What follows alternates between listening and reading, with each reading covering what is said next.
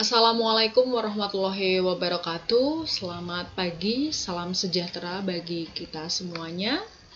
Bagaimana untuk kabar para siswaku pada hari ini?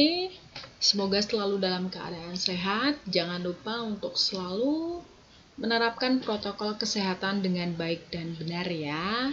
Selalu memakai masker jika ada kepentingan di luar rumah. Kemudian jangan lupa untuk selalu mencuci tangan dengan tepat dengan menggunakan sabun ya. Hari ini saya akan menjelaskan untuk bab 2, yaitu materi pokoknya adalah teks eksplanasi. Pada minggu lalu juga sudah sempat mendapatkan penugasan ya dari saya terkait mencermati sebuah teks eksplanasi, kemudian kalian saya minta untuk menentukan yang mana kalimat faktanya.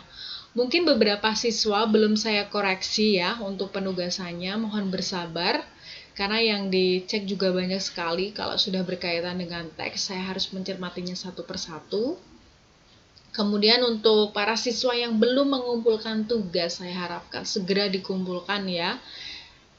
Ini sudah masuk bulan kedua, sudah di bab 2, kemudian sebentar lagi kita akan melakukan penilaian tengah semester.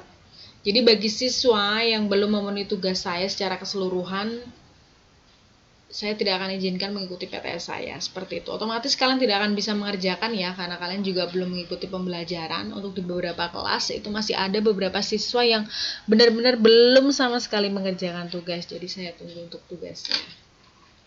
Kita lanjutkan untuk materi pada hari ini.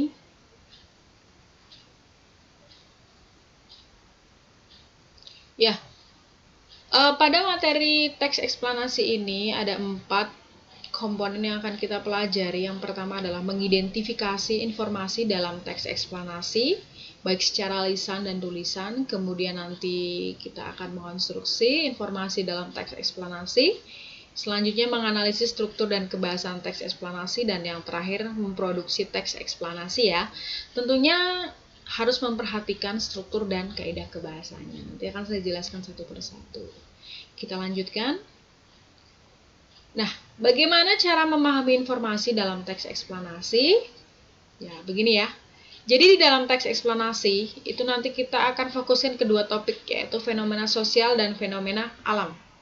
Jadi teks yang di dalamnya berisi fenomena asosial dan fenomena alam itu dinamakan dengan teks eksplanasi ya. Jadi teks yang menjelaskan tentang fenomena alam maupun fenomena sosial itu dinamakan dengan teks eksplanasi. Bagaimana strukturnya nanti akan saya jelaskan ya secara bertahap. Pertanyaannya, pernahkah kalian mengalami fenomena-fenomena tersebut? Fenomena ini ya, sosial dan alam.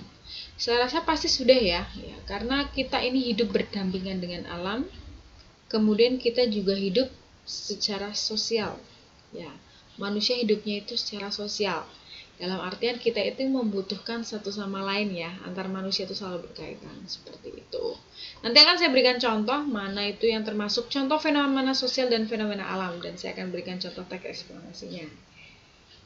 Kita lanjutkan, nanti kalau ada pertanyaan boleh bertanya langsung ya via grup. Ini adalah contoh topik-topik fenomena sosial di dalam teks eksplanasi. Yang pertama, kenakalan remaja. Ya. Mungkin kalian sudah tahu ya, apa saja itu kenakalan remaja. Tapi nanti bukan kita kategorikan ya apa saja kenakalan remaja. Iya, boleh itu topik-topiknya kemudian kita buat dalam kerangka dan kemudian menjadi teks eksplanasi.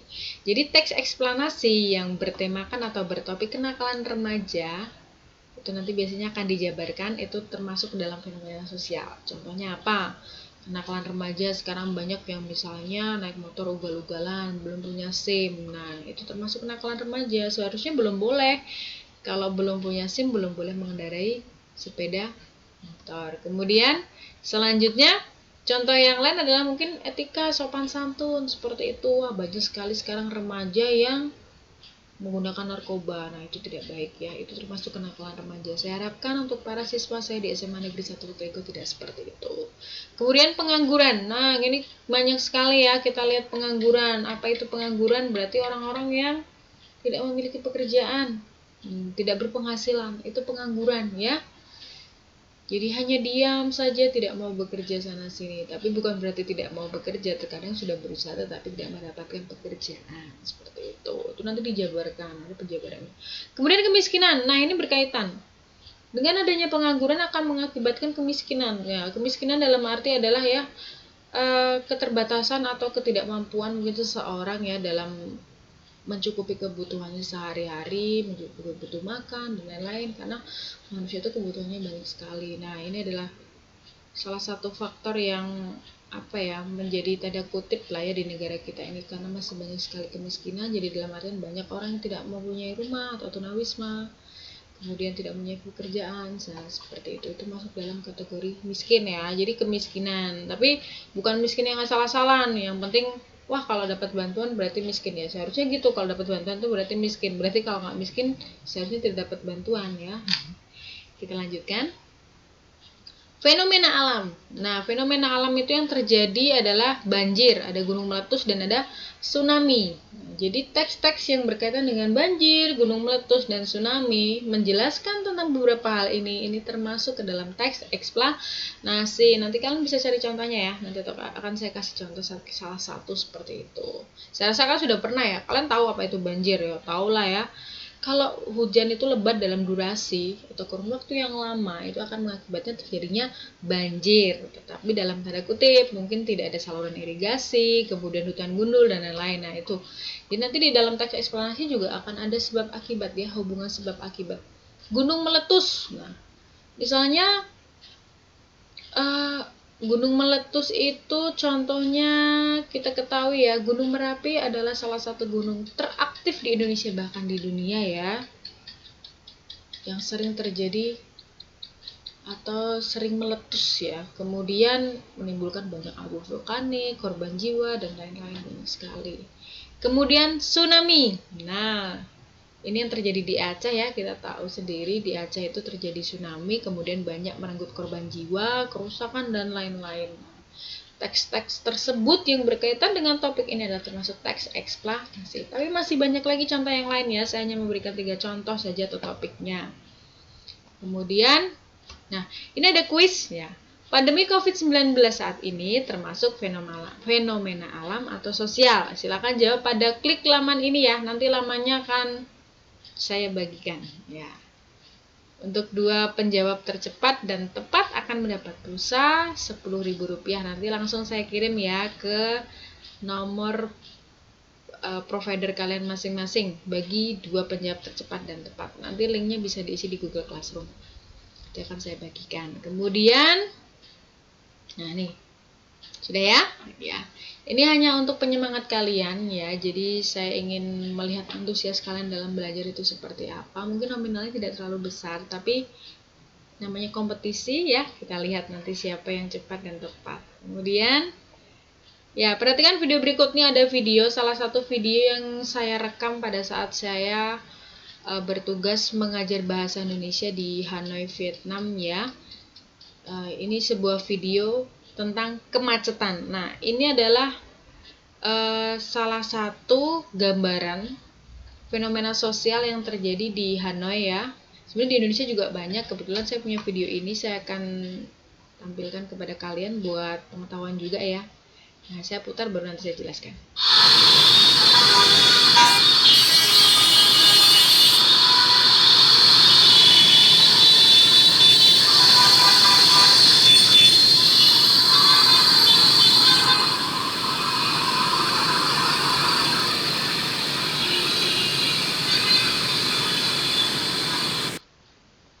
Cukup. Jadi di dalam ini, di video ini saya rekam. Kemudian ini adalah salah satu fenomena sosial yang terjadi di Hanoi pada saat itu ya. Ini adalah hasil observasi saya. Nanti saya akan tuangkan ke dalam teks. Jadi ini kalau kalian lihat ya, wah ini ada bus, kemudian ini ada motor, nanti di beberapa nanti ada, tadi kita lihat ada pejalan kaki. Jadi di sana itu lalu lintasnya agak sedikit crowded. Sebenarnya ada rambu-rambu lalu lintas dan sebagainya, tetapi mungkin masyarakat sudah terbiasa dengan hal tersebut. Pada saat jam kerja selalu seperti ini. Jadi saya selalu melihat hal seperti ini, bahkan saya mencoba menyeberang di sini pada saat saya menyeberang pun, aduh pertama kalinya itu kayak orang Jawa bilang tuh ngewel gitu ya, kayak jadi kayak ada rasa ketakutan karena takut sekali sana mobil segala macam, tapi mereka bisa ngerem mendadak gitu ya. Nanti cerita lanjutnya nanti aja saya jelaskan. Nah, kemudian ini adalah catatan lapangan hasil observasi dari video tersebut. Nah, ini pengamatnya saya, Yeyen Purwianti. Kemudian saya amati pada hari Rabu tanggal 9 Oktober 2019. Jadi ini tahun lalu. Kemudian tempatnya ini di ini ya, 336 Nguyen Trai. Waduh, saya itu agak susah juga baca. Thanh Xuân ya.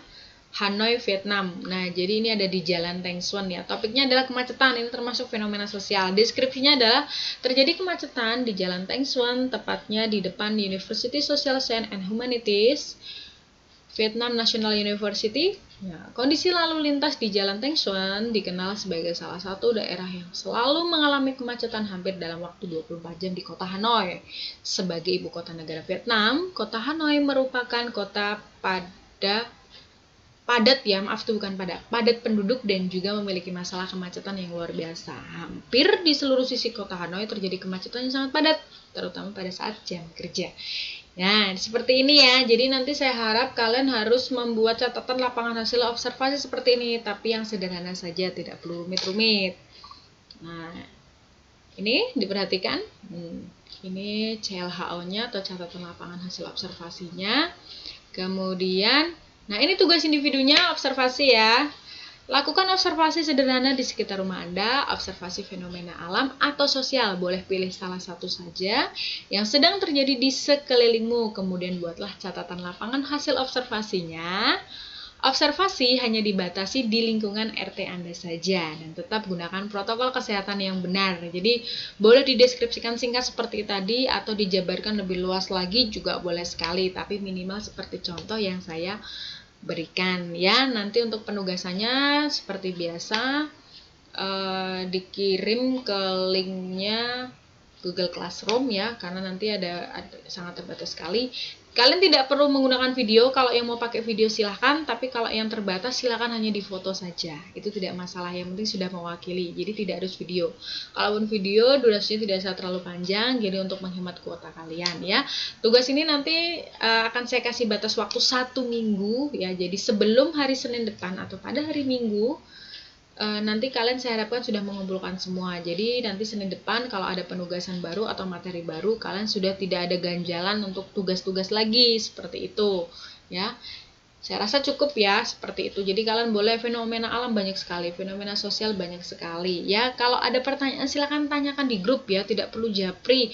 Karena kalau japri nanti saya harus melayani satu persatu, itu kadang agak repot kayak gitu. Jadi nanti pertanyaan terkadang itu dari ratusan siswa itu tanyanya sama.